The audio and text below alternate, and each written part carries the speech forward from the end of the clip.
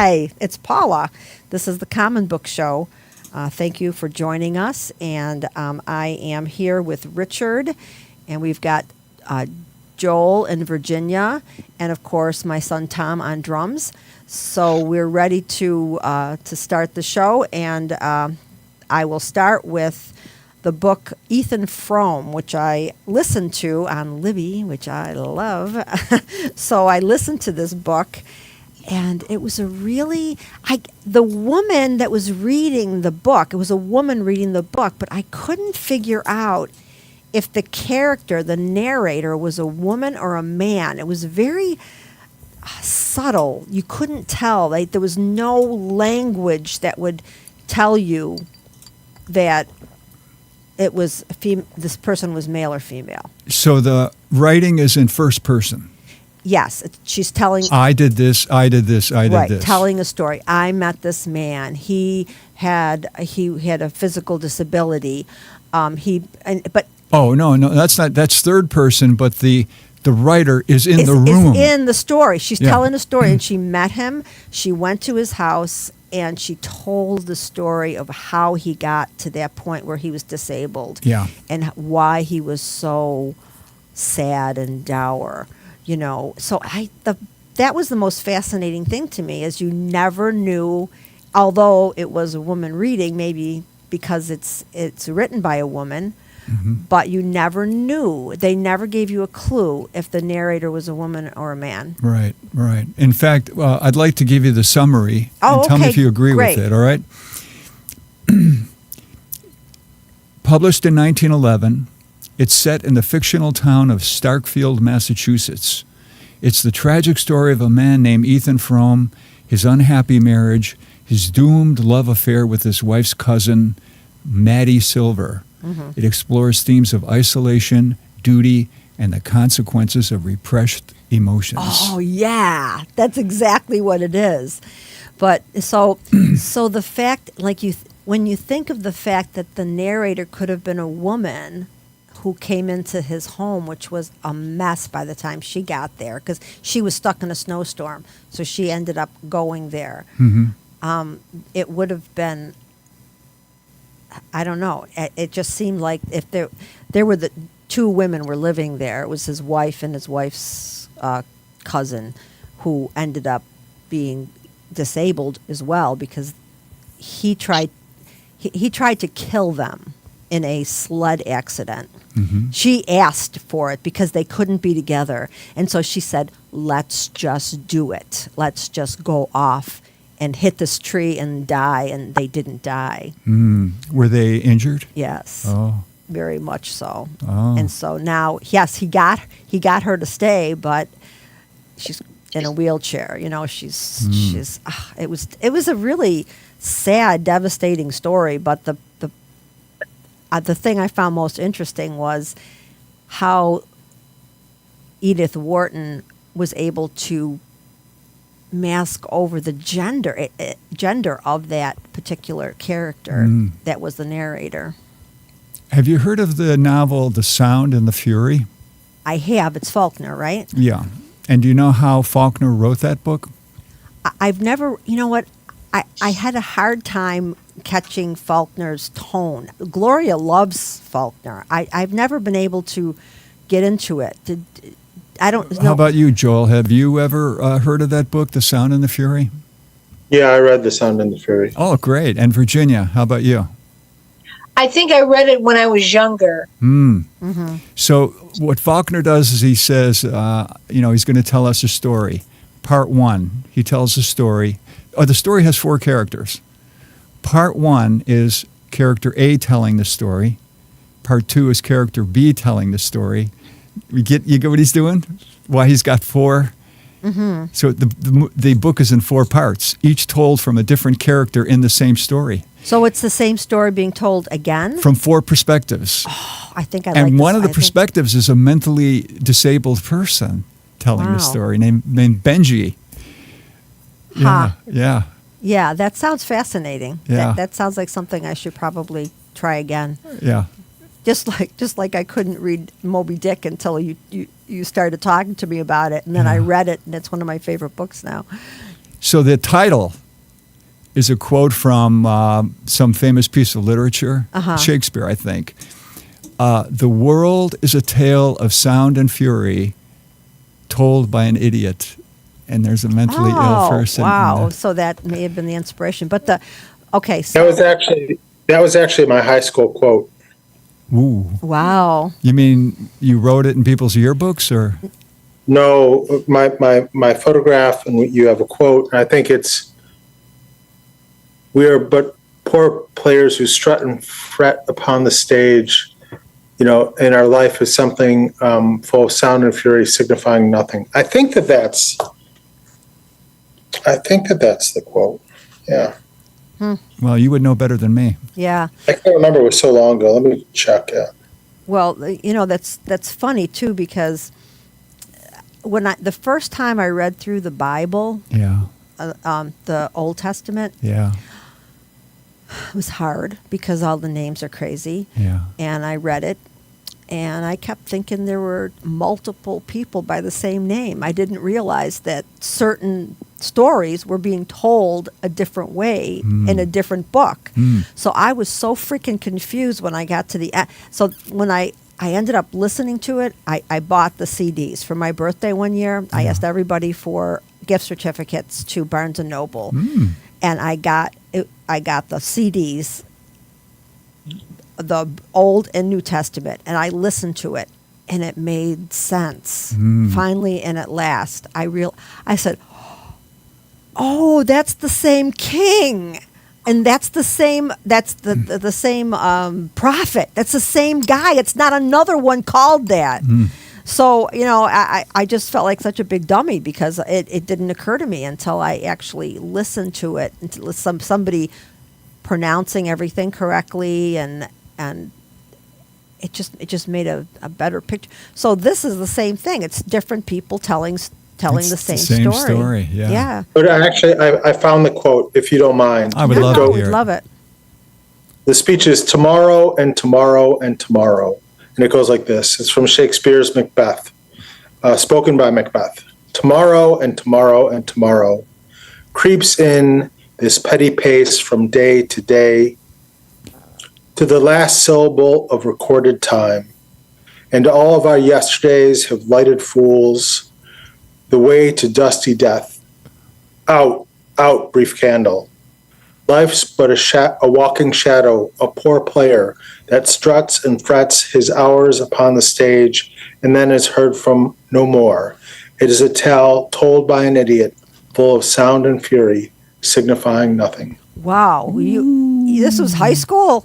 Were you having some depression? No, it means he was a deep Let's thinker. just say high school was not a great school. Yeah. This is actually known as Yeah. This is actually known in Shakespeare as the greatest expression of despair in all of Shakespeare. Well, that's what I'm saying. If that's the quote you chose, it wasn't like Cowabunga Man.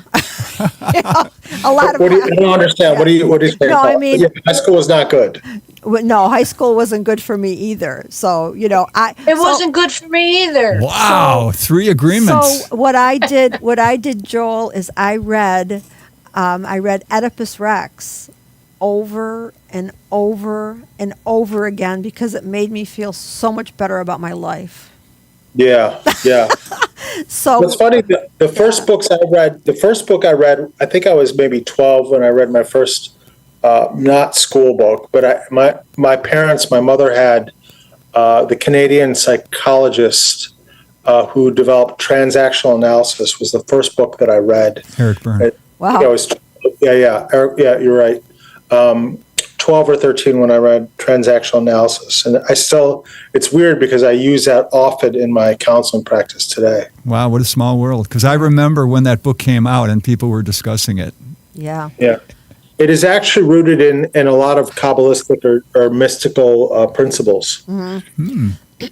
Yeah, I didn't have any books in my house. There were no books in my house, so there was nothing. There could have been a sign on the door of a book with a circle and a line. Something like that. But, I figured it out later. But, that one book saved my life mostly. every time Yeah. I would get really depressed, I would read that and I'd say, oh my God, I didn't kill my father. I didn't marry my mother. I didn't have to gouge my own eyes out. You know, I felt better. You know, Sure. I think my book like that was actually The Catcher in the Rye. It was very influential for me, and I read that in high school as well. yeah, I'm sure that a lot of young men identified with that character. Well, the totality of The Catcher in the Rye was for many, many years not deeply or fully understood. What The Catcher in the Rye, Holden Caulfield, is actually from a Buddhist perspective, and this is all hinted at in the book. The initial opening quote of The Catcher in the Rye used to be, "What is the sound of one hand clapping?" which is a Zen koan. Mm-hmm. And so this is all. Holden is a very evolved being, lost in samsara, finding himself. And so The Catcher in the Rye, or that he catches these things before going over the cliff, is actually the vows of a bodhisattva. The bodhisattva's vows are, all beings without number I vow to liberate, endless blind passions I vow to uproot, dharma gates beyond measure I vow to penetrate, the great way of Buddha I vow to attain. And so the signature hallmark of someone like Holden, a bodhisattva in becoming, is compassion. So, Well, that's an interesting interpretation that I never considered. Well, you know, the movie that we made was based on Catcher in the Rye. yeah, I know. Yeah. So, but that was just based on what we thought Lenin's murderer got out of that book to make him want to murder Lenin. That because he kept saying read the book. It'll tell you why I murdered him. You know, and so I mean, basically you can read anything and you see what you want to see. You see what you can see, unless your mind and heart and soul are deeply clear. We project onto our environment what we need to see. Well, that's the problem. That's the problem when you're negative, when you have a very negative outlook, and we'll talk about that later. I'll bring it up. When you're very negative, you speak negative, you make negative things happen. Well, it's not so much that in my opinion, it's not so much you make them happen. It's that you can only see the negative. Oh, you can't notice the good things. You can't notice the good things because the good things don't resonate with you. Well, that's another way of looking at it. But if you think positive things, I believe positive things will happen. And I do believe that if we speak negative things, we're going to make negative things happen. We're going to make more come our way. My cousin Kathy thinks that too. I don't know that I agree with that creating those situations, but I do agree that we are only able to perceive what we believe. Right. Mm-hmm. So that's where that gets icky. I don't want negative things in my when I believed in relationships, for instance. When I believed that everybody was out to get me, I only saw the men who were.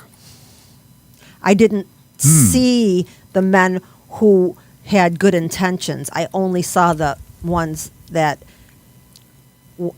and we have another friend. We won't bring up any names though. Uh-huh.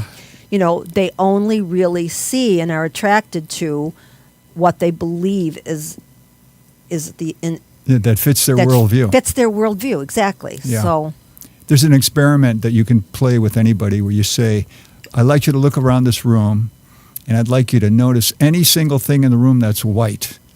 Okay, you got it? Close your eyes. Now tell me everything in the room that's red. See, their worldview was focusing on the white, Right. and they bypassed everything else. Of course, yeah, that's because that's what you're concentrating. Exactly. So Virginia, you're probably familiar with the wolf story. So are you probably. The wolf. Oh gosh, I wish I had a better handle on this, but it's a Native American story, and they talk about you only which one survived, and it's The one you the feed. one you feed, right? The one you feed, and I don't know.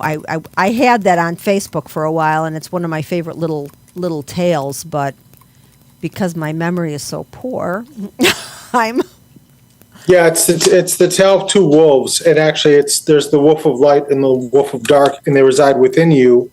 And the grandfather teaches his grandson about the struggle between these two, and the grandson asks, "Which one wins?" And the grandfather responds, The one you feed. yes, yeah. That's thank you, thank you for clarifying, Joel. I Which is- appreciate that.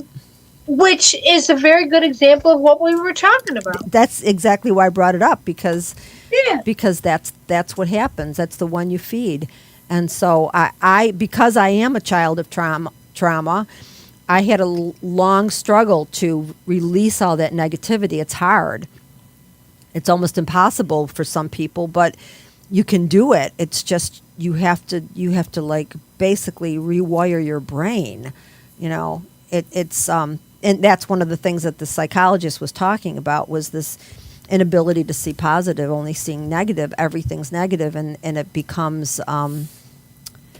I mean, I could tell you who this guy is if you're interested. He's on my list of YouTube videos that I. This is the psychologist. I don't know. That's the thing. I'm not 100% sure what his credentials are. I just know that what he was saying made lots of sense, and I liked him.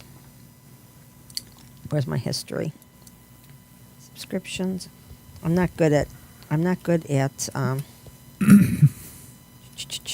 navigating my phone. But this is bad. This is okay. I'm gonna have to see history. Paula. All right. Okay. Should we keep Scott? talking? It's Scott Galloway. Scott Galloway. Okay, and what is he, Richard? Wait a minute. Is this the wait a minute? Hang on. Is this? That's not the right one. Hold on, because Greg was on YouTube. No, this is the guy. 60 characteristics. Now I'm getting okay. 60 characteristics of complex trauma. Part 15 of 33. Tim Fletcher. That's who he is. And I really liked what he was saying, and I got a lot out of it. And I just happened. And you could resonate with it, Paula, right? Right. I just got. Your life. I was I'm staying at my friend Lorraine's because we're getting our bathroom done, and we only. Yes, I saw that on Yeah, Facebook. we only have one bathroom, so we're kind of at Lorraine's until it's done. And I really don't know how to work her television, so I wasn't going to try to watch the news because I was afraid of her TV because it was different. And so I put on YouTube and while I was having my coffee, and I watched this guy, and I plan on watching some more of his. Like I said, he does have at the end he will always bring in the Christian perspective, which is fine. He was talking about the apostles and stuff, and that's fine. But I got a lot out of his lecture. It was like almost an hour. Good. So, all right. So anyway, Richard, what's on your list this fine day? People who are stressed out. Hey, that's it. That's what you were talking about earlier. Yeah. You know, Would you like to hear my story of my life experiences this week? well, I don't think you should use names if you're going to bring up some of the things that you sent to me. I will leave the names out. That's good. Okay. It starts with me Yeah. getting stressed out. Oh. I wrote I have a friend who has had prostate cancer for 3 years. Mm-hmm. I met this fellow in 1970 in the philosophy department, and then over the decades, we stayed in touch. We were in a band together. We went to lectures together. We worked on building projects together. We got a huge history between us. Right. Once he started getting sick, I would go over to his house and visit with him, and it was his birthday at the end of May, and I said, I better write him a regular paper letter because he's having trouble walking because it's affected his spine. He doesn't have the strength to go upstairs and read his name, read his email. So I sent him a nice paper letter. Like I did the same thing at Christmas time, and trying to make it as easy for him as possible. Yeah. Type out a nice letter, how you doing and everything, and sent it off. Now the next day, I was talking to my friend, Claudia, Yeah. who knows him. Okay. I said, I just finished typing a letter to our friend. I sent it off, and I was floored by her response. She said, he died a year ago, and nobody told you? And I said, well, tell me about it. She said, there was a big memorial services, and people came, and they were sharing anecdotes about him. So that means that all those letters over the past year that I've been sending to his house, what's been happening? Why weren't they returned to you? I mean, don't you think No. His wife got them. Oh. He lives with his wife, and his kids come over all the time, etc. So I vowed. I was wondering, what's my life lesson on this? And this is something I'd also like to ask the three of you. What life lesson should I take from this? Because the first life lesson I said I'm going to take is I'm going to, if I know somebody who's sick and I write to them, I'm going to end it with, could you please respond, even if it's just 3 words, I read this.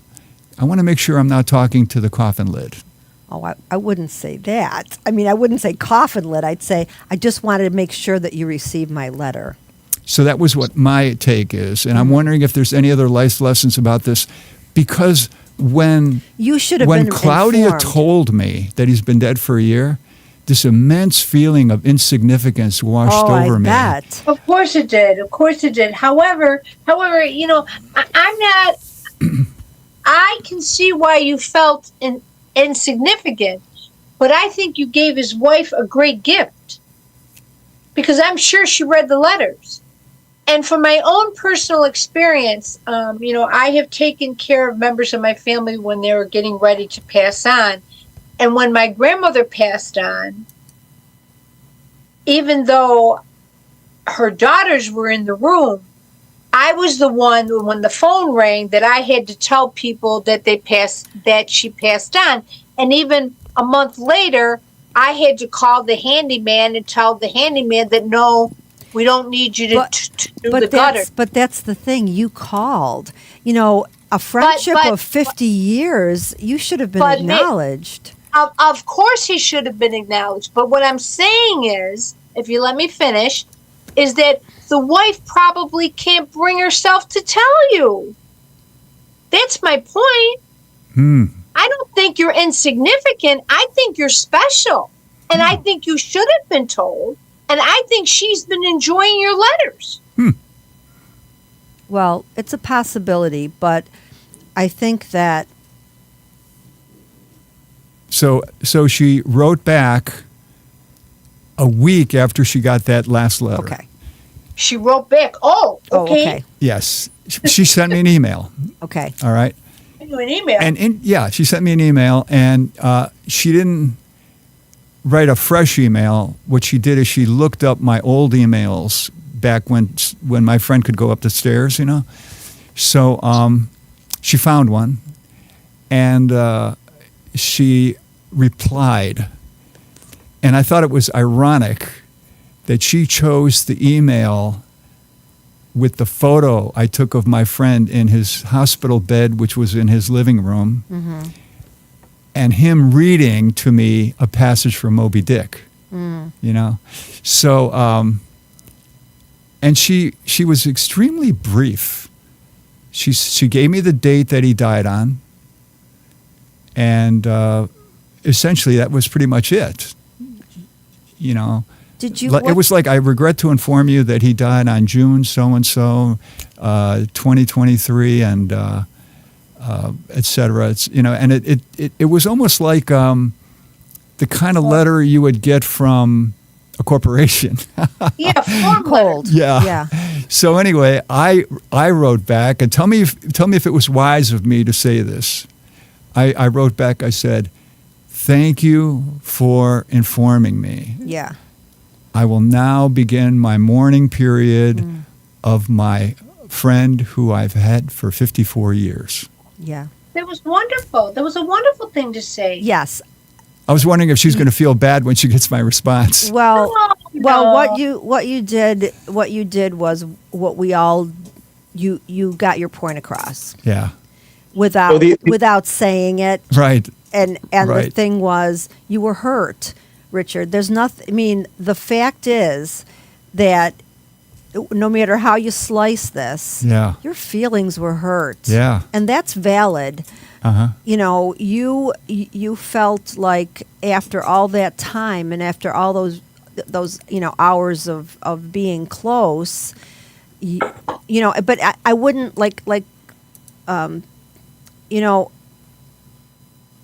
Virginia said something, and I mean, yes, you didn't have a relationship with his wife. You had a relationship with him. Yeah.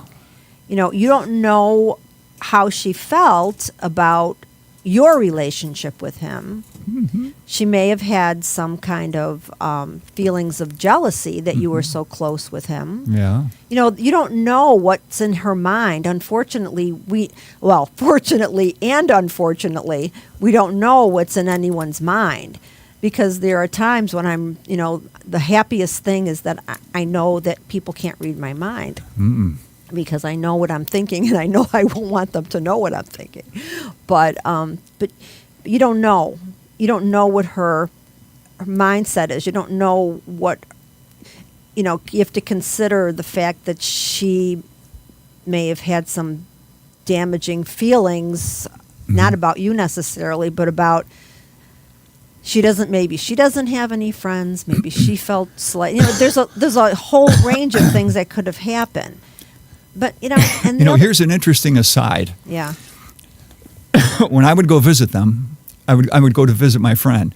She would come and join the conversation. Okay. And she brought up this story of her husband. He was sitting right there. And she said that he has a friend who lives in central New York, just outside of New York City. And he's been begging this friend to come and visit him. Yeah. And his friend said, I'm sorry, I just can't afford it. So therefore, my friend said, well, I'll tell you what. I'm going to have my bank send you a check so that you can afford to come and visit me. Mm-hmm. So he sends the check. And then a couple weeks later, he gets a message from his friend saying, I got your check. Thank you very much. However, I do have other pressing expenses that I must take care of first. And therefore, I still can't come and visit you. So the wife said, you should cut that guy out of your life. He's a predator. He is not your friend. And you know what my friend said in response?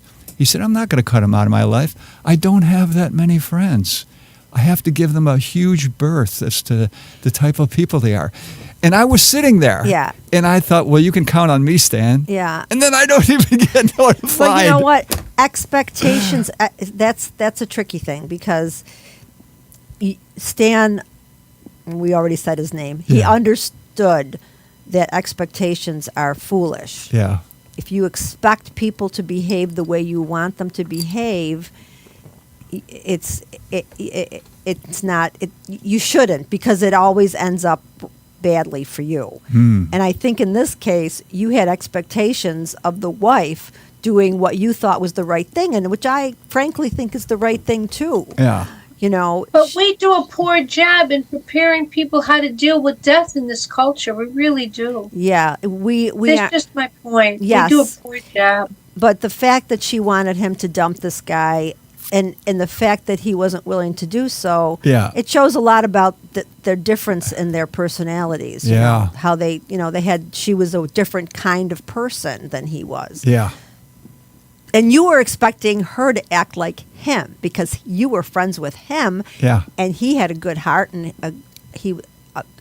he was warm and he was Right. giving, Right. and you expected that. And it doesn't always work like that. So there's sometimes in relationships one person is the giver and one's the taker. Yeah, I like that stoic approach. Yeah. Virginia and Joel, do you have anything to add to that? No, I said what I had to say. Yeah, and that's I don't know. I feel I know how you must have felt though. That was very that made you really hurt, and you are kind of stoic in a lot of ways. I try to practice it every day. Yeah. So when something hurts you like that, it's tough. Yeah. Well, when I was trying to think of a life lesson, I thought of Joel, and I thought, wait a minute. I've had this realization that I'm insignificant. This is true of everything. Everything from a certain perspective is insignificant, so this shouldn't surprise me. Well, but it was in conjunction with your friendship, and that's why it hurt. If it was just some guy that you knew, an acquaintance, you wouldn't have had the same feeling. Your friend died, and you felt like you would like to have been there for that. Yeah. And the thing of writing the letter to a dead person, that made me reflect too. Like 2 days before, he's alive, he's going to read this, he's going to think about me, I'm going to mention this to him, and it was all for nothing. Well, no. You know what? What? One of the things that I did when I was in therapy, I had a project to write letters to the people that hurt me, and not to send them, just to write them. And you got joy out of that letter. Yep. And it made you feel good, and it made you feel close to him.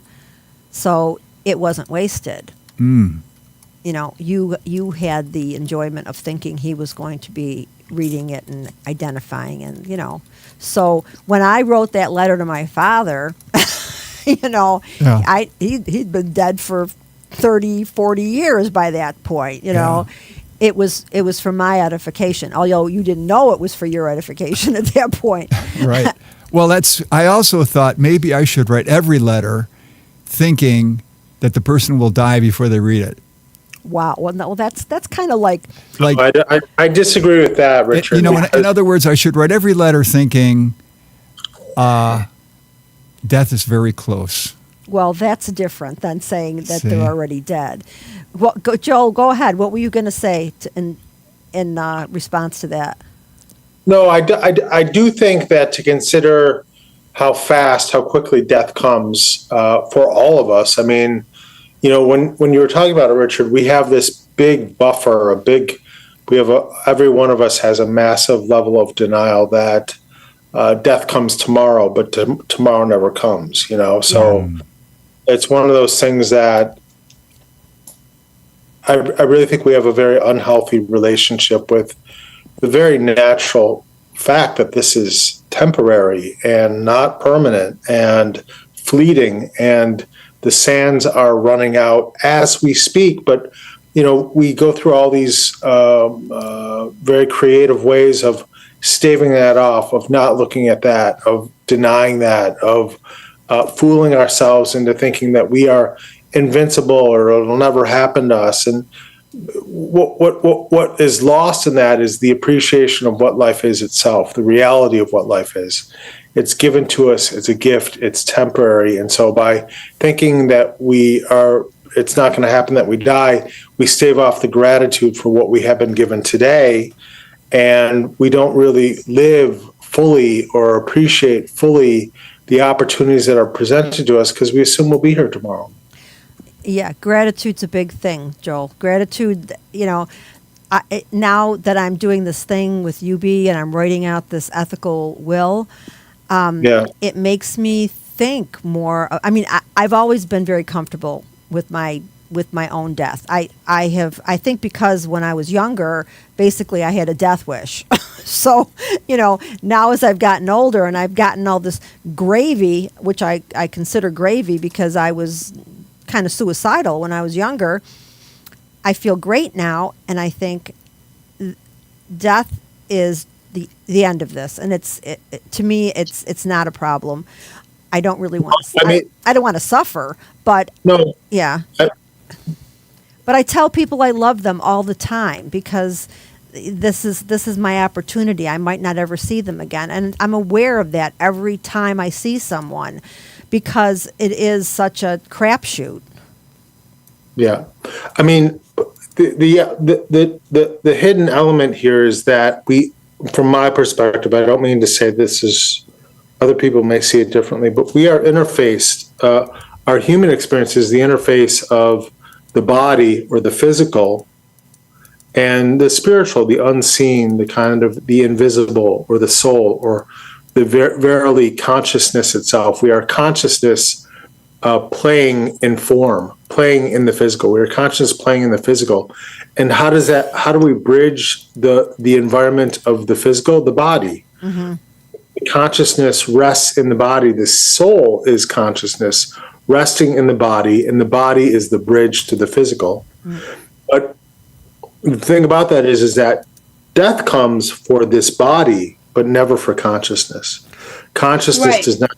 Yeah. Consciousness does not know death, and consciousness consciousness was never created because it always has been, and therefore it always will be. So we say goodbye in this temporal form of this body, but we reincarnate. And those things that we love in this life, in different forms, we meet again in future incarnations. Mm-hmm. That I feel certain of. Yeah. Well, that's entirely possible. I have in my own mind, though, I have made peace, just in case. I've made peace with the fact that that death will just be the end, and it will be the lack of sensation, and my spirit, as you call it, resides in my brain and will die with me, which is fine for me because it's the big rest. You know, you get to go to sleep and never have to get up again, and that's okay. But if there's something else, that'll be interesting too. I'm open to that. There's lots of possibilities because we don't know everything, but I'm okay with nothingness. I'm okay with it. Yeah. Just even in what the past lives or future lives is throughout many religious and mystical and spiritual traditions, but also it is embedded in Western medical literature. That there are documentations of children in villages in India having passed away as a child in the previous life in a village close by, knowing as they go to the old village where they came from in the previous incarnation, all their family members' names. Or right. It's also the explanation of how the Tibetans find their next incarnations of when a lama, the Dalai Lama, passes away. In preparation for their death, the lamas spend time with sanctified objects, and they meditate on them, and they build a relationship. They form this invisible thread, this invisible binding with certain objects that when they leave the body and they transmigrate to a bardo and then reincarnate, their bond is so strong with specific objects that a wide range of objects are brought. And then the people who are seeking the reincarnation know what objects are the previous incarnations. And when the previous incarnation in the new incarnation selects those specific objects, it gives a high probability that is the reincarnation of the previously deceased. Yeah, right. And that is right. I like, and you know what? I have, as much of a skeptic as I am, I have gone for not meditation, but hypnosis into past life regression. I've done that with my friend Valerie, and I had some very interesting things come up into my mind when I was hypnotized. Whether these things are the product of my extremely vivid imagination or they were past lives, I don't know. But there's just like for the most part, and one of the reasons I'm skeptical is because there's a hell of a lot of people who claim that they were Yes. famous people. What Yeah. happened to all the peasants? I was, Exactly. No, No. There's a tendency in the human ego to say, but no, but like, if I could just recommend one book for you. Actually, I was talking about it with a colleague today. Many Lives, Many Masters was actually the book that started them deeply on their spiritual journey. Many Lives is Many Masters is by Brian Weiss, a psychiatrist who did past life regression with certain clients, and mistakenly they slipped into past life regression, and he began to really work with them. And so it's another medical documentation, Western medical documentation of past lives. It's called Many Lives, Many Masters. Yeah. And I think I had a couple, and I did it myself. I got the tape. I bought the tape so that I could do it myself. And I had a couple extremely interesting experiences. And I was doing it on a regular basis until I had one past life regression where I imagined whatever happened. It was like I was like a Neanderthal. I didn't even know if I was a man or a woman because I had to. Anyway, in this thing, there was cannibalism. It was involved, and it was a joyful thing because we were able to survive the winter because we ate this baby actually, and after that happened, I couldn't do it again because it freaked me out too much. But if I could just go ahead. When I just wanted to say, when we talk about whether or not there's life after death, and I listened to the studies that you brought up, and Joel, and I am privy to them. But I also want to say about when we talk about the consciousness that goes on, life after death, there's been a study right here in Western New York in hospice. The medical director of hospice, when he first took over hospice recently, he didn't believe what the nurses were telling him, that people were actually connecting with their family members that had passed on.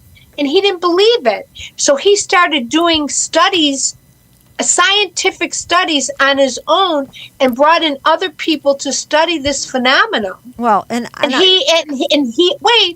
and he is now a believer. So I just wanted to say there's all kinds of studies. No, there are. I'm not discounting that. I'm just saying from my perspective, from the way I look at it, I'm keeping an open mind. That's I all. know you are. You are. So Richard had more than one story though on this. It's been quite the stress. week Let's go back to the stress. It's been quite the week of me noticing stress. So I correspond with a lot of people. Mm-hmm.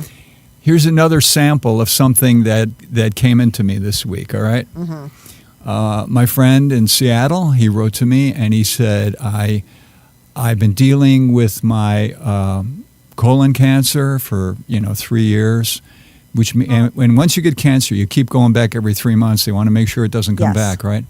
So at his last visit, they said to him, "Oh, we looked at all the different blood tests we took, and it's alarming because we need you to come in for more tests because you might have other types of cancer now." Oh boy! So here's what he wrote.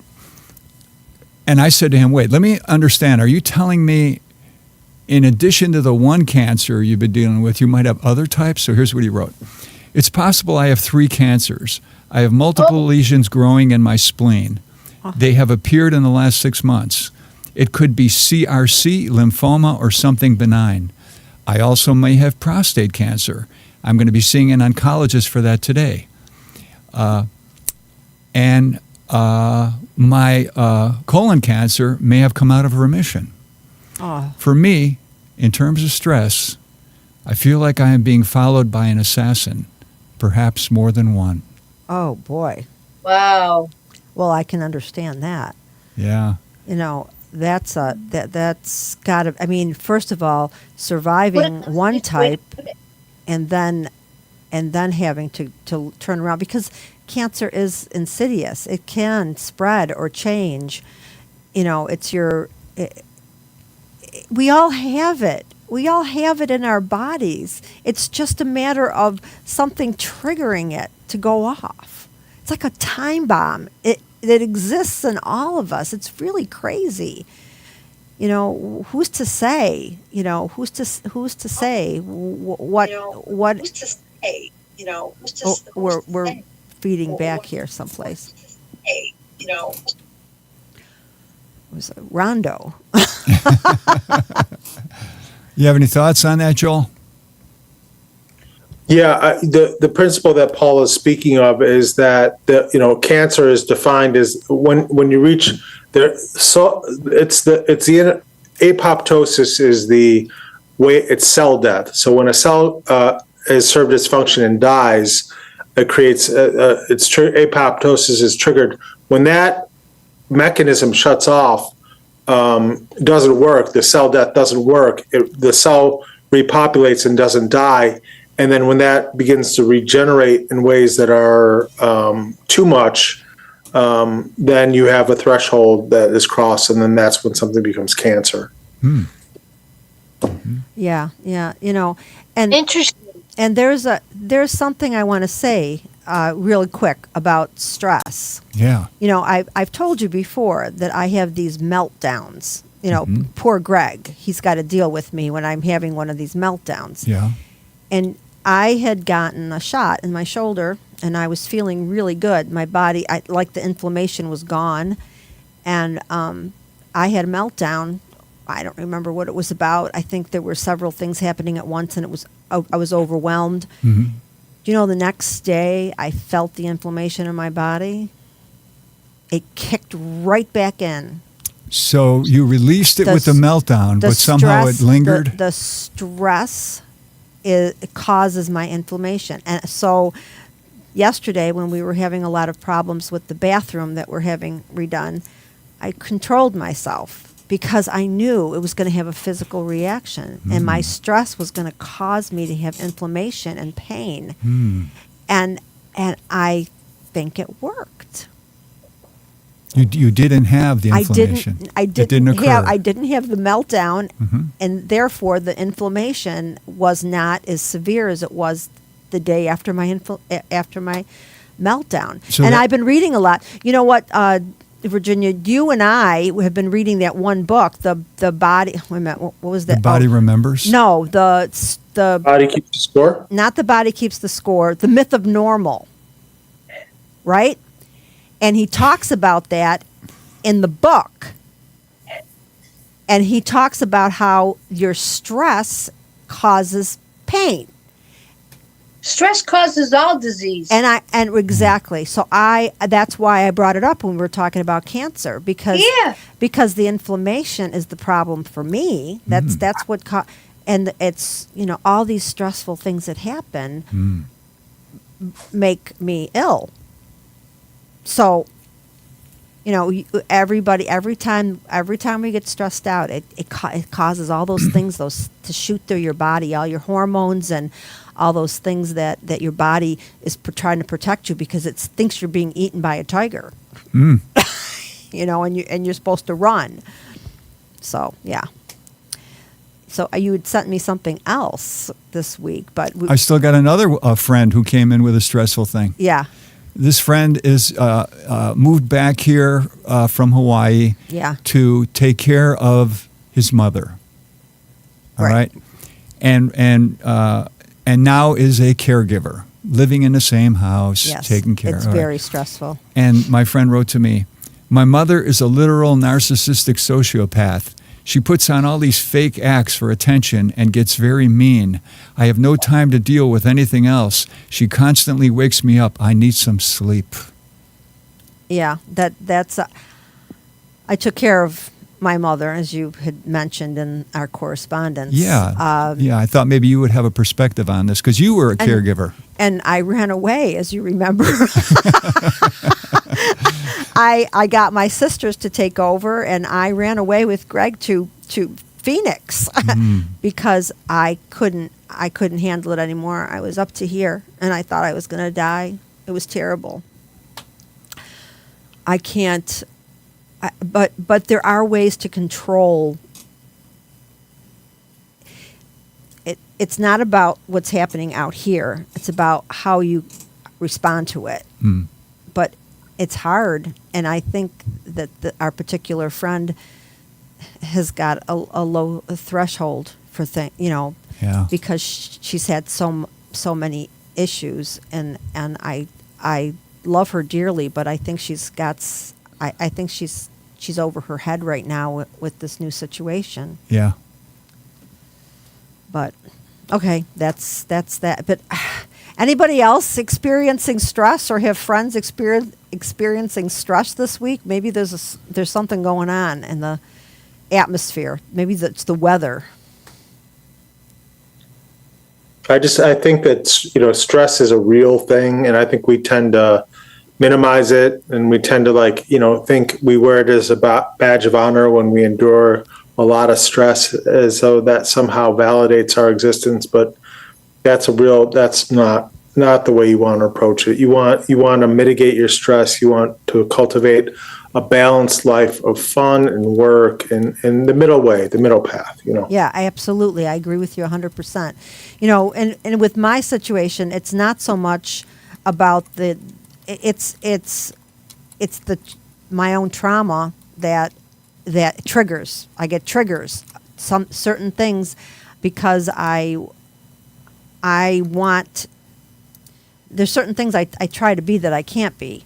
And it just triggers me, and then I go off the deep end. But now that I'm conscious of it, especially after this last episode where I felt the inflammation come back, I think that will be enough to remind me when it's happening to take a step back and breathe and realize that it's my lizard brain reacting. It's not I am not using my thinking brain.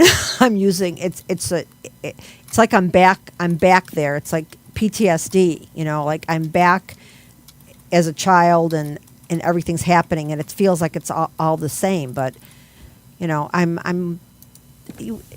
therapy's really expensive, so I'm trying to do my own thing.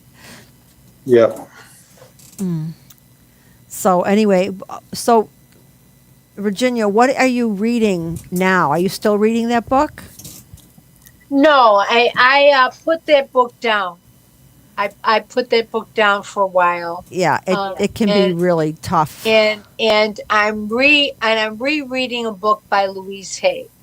You Can Heal Your Life. I'm rereading that with her workbook. So that's basically where I'm focusing my reading material these days. Is that and I'm going to be part of a video, I guess, for Alberto Capes, who's the editor of the Buffalo Latino Village. I was asked to read a poem of his for a video. Mm-hmm. So I'm going to be doing that, I think. So do you feel that this book, including the workbook, is helping you to make any discoveries about yourself? Well, not yet, because it's like I've read the book before. I've read the book before. So what I'm doing but I've never used the workbook, and I read it maybe 35 years ago. Oh, okay. I didn't realize it was that old. Yeah. So what I'm doing now is I'm going through the book, and I'm reading it through, and then I'm going to go back and piece it with the workbook. Okay. So I'm not reading it right now to see if it's helping me now or whatever. I'm just reading it to be reading it, to avail myself to the information again. All right. So how about you, Joel? What are you reading now? It's a good question. I generally stay within the same kind of experiential, exploratory, mystical poets. My nephew graduated from high school, and I went to Cambridge to visit. I took a Uber, and it was an hour Uber in to Cambridge, and then I walked around to Cambridge for the day. But I went into this bookstore. It's I think one of the oldest bookstores dedicated only to poetry, and I picked up 2 books by the poet who's 94, Gary Snyder, the Gary Snyder Reader, and then a newer collection of poems, The Present Moment. And I gave The Present Moment to my nephew, Graham, for his graduation, but kept the Gary Snyder Reader, and that's astounding. It's amazing. So, Oh, good. That's good. That's great. And you're still doing the poetry not workshops, and weren't you doing something with a group? yeah, since 2015, I've held Ground and Sky Poetry Series, which has 4 monthly events. The first Monday of the month is Once Trees Book Club, where we discuss a book, and it's much more important to come for the conversation than it is to actually have deep reading of the book. We come to talk and share. To read the book is recommended or preferred, but not necessary. The first Wednesday is Ground and Sky Roundtable, which is no mic, no list, no podium. The third Friday is also no mic, no list, no podium for the Amberlight community in Rochester, but it's open to everyone. It's specifically for the Amberlight community. There's a writing workshop the third Wednesday on Zoom only, but we just published a book called Journeys of Sacred Community, a collection anthology of Ground and Sky poetry, 13 poets, an about section, a prologue, and an epilogue. So that's been really well received. People are Great. Very excited about that book. So, And that's with your group from Buffalo? yeah, that's the Ground and Sky Poetry Series book. Yeah, Awesome. That's awesome. yeah. If anybody wants to buy it, where can they buy it? So if you just type in on Google Before Your Quiet Eyes bookstore, type in Before Your Quiet Eyes bookstore. There's a bookstore, online bookstore within that website for Ken. It's a bookstore out of Rochester, New York. Ken Calbaugh is the owner of Before Your Quiet Eyes bookstore. He also publishes local and regional authors, and approached me to see if I couldn't put together a collection anthology for the Ground and Sky community. Cool. And that was back in 2021 or 2020. And I put out a call for submissions in September 2022, and it just got published within the last 3 weeks. Fabulous. That's great. That's a great accomplishment. Thank you for asking, Paula. Yeah, that's really great. I know it's a lot of work. Especially going through everything and making decisions. That's a lot. So we only have 2.5 minutes to go, and we have Brian. Brian has been giving us some feedback here, which is Yes, which is he nice. said that anger is an energy, and the it Buddhists is. have, and they have a saying that anger is in the room. Yeah. It's funny because I wrote a poem when Greg and I first started becoming friends. I wrote a poem about how his anger, he did not want to relinquish his anger because that's where he got his energy from. That's where that was what inspired him, and he couldn't give it up because it was his energy. I'll have to bring that poem in and read it one of these times.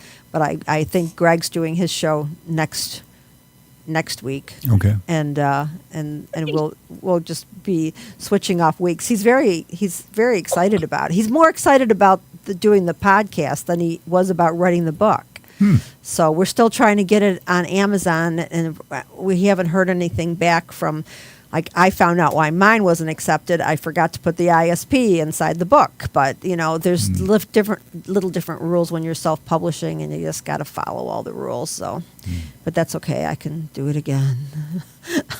Get another proof copy, approve it. I've gotten a lot of copies at this point. But all right, so I'm glad everybody came by Thank you, Paula. to join us. I'm excited because I haven't done this for a couple weeks now. So last week we were supposed to be doing a lot of stuff because it was our anniversary, and my foot all of a sudden went crazy, and now I'm wearing little elastic socks, which are helping. Little feet girdles. But anyway, thank you. Thank you, Virginia. Thank you, Thank you, Paula. everyone, for being here. And I appreciate Joel, Richard, my son Tom on drums. And we're counting down now. Thanks. See you in 2 weeks.